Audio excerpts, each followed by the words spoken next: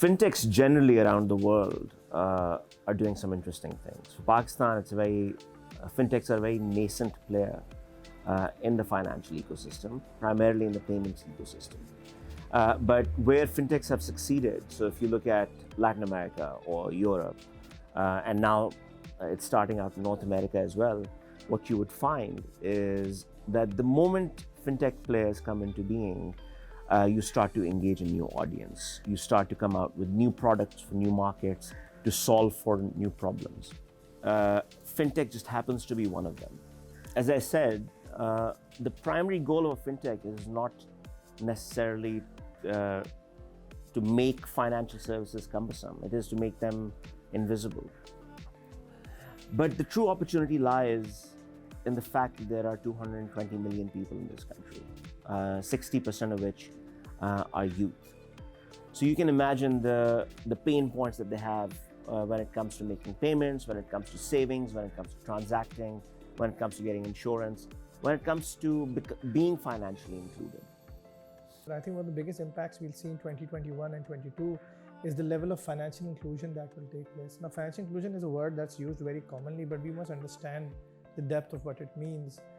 Currently, the majority of the population does not participate in a formalized economic cycle. There are not enough bank accounts, not enough money passes through a formal channel. It's mostly cash or mostly untraced.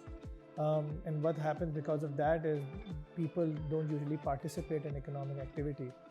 I think one of the biggest things when we see these large, about 6, 7, 8 fintechs going live now within the next year, we'll see is the huge number of people that will start adopting these platforms to conduct transactions on a very basic level, transactions on a major level economic activity.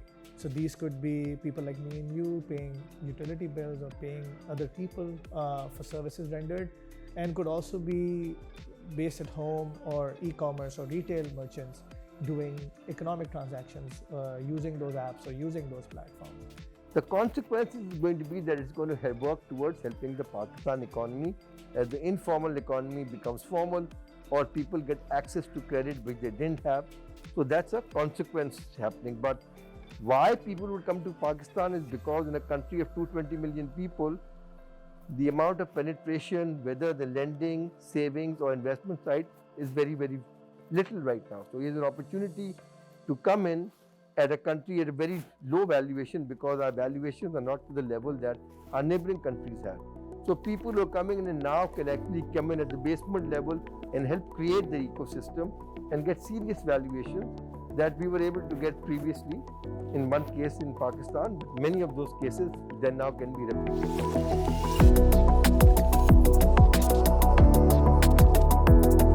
पहले तो direct interest देखते हैं, where you've got these international fintech players who are now physically wanting to come into Pakistan and participate in this ecosystem, right? So I won't name many of them because a lot of them want it to be kept private until they come and actually open up. But there are about 3 or 4 very large fintech players, regional and international, who have already set up business in Pakistan and are now within the state bank approval cycle and things like that to start offering their service in Pakistan. That's because it's untapped, because the population size is huge, right? And the youth population is growing, which means adoption is going to only grow in the coming years.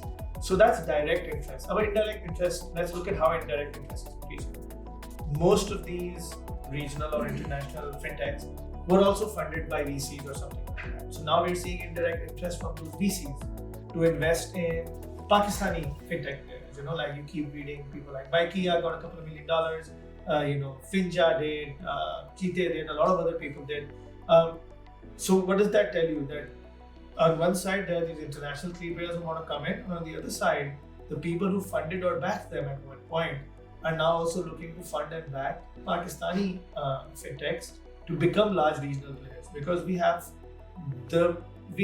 the opportunity of the market size, and at the scale at which we can operate even locally makes us a prime target for us to grow regionally as well. Because अगर आप regional population देखें India को हटा के, if you just ignore India and look at everybody else, the population size is definitely a lot smaller than what we have, right? Here's the opportunity for the fintechs and the players like the EMIs, which will go out and tap the market and work for the underserved and the totally unbanked, if you like. A lot of population of Pakistan is very reluctant to even walk into a bank branch. So that's the opportunity. What about the students? Nobody really thought of them. What about the ladies, which is a large segment of the population which still don't have bank accounts? Anyone who comes in with an idea that helps solve a pain point would tend to see success. Fintechs are leading the charge, and they're relevant to what we're trying to do in Pakistan Fintech Summit and trying to engage fintechs more. However, any entity that is trying to solve a problem these days, one way or another, is playing the role of financial services enabler.